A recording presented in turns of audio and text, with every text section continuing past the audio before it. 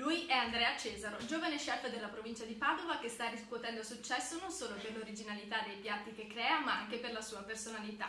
Chef, docente di cucina e da stasera anche uno dei vincitori dell'edizione italiana di CHOT, il programma che è stato lanciato da Food Network Italia. Andrea, qual è l'ingrediente segreto della tua cucina? Nella mia cucina l'ingrediente segreto è la fantasia, la creatività, l'emozione che ci metto quando cucino.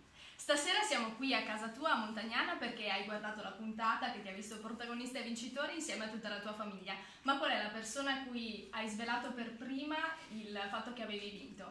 Appena ho vinto ho subito chiamato mia moglie dicendole quanto ero contento e dedicandole le mie vittorie. Qualcuno pensa che potremmo rivederti presto in TV, ma tu cosa ne dici? No, per ora la mia priorità sono i ragazzi della scuola, è il centro in cui lavoro e il trasmettere la mia passione per questa meravigliosa professione. Per chi volesse vedere i tuoi piatti e conoscerti meglio, possiamo seguirti Su Facebook Cesaro Andrea o su Instagram con Chef Cesar. Grazie e complimenti Grazie. ad Andrea Cesaro. Grazie.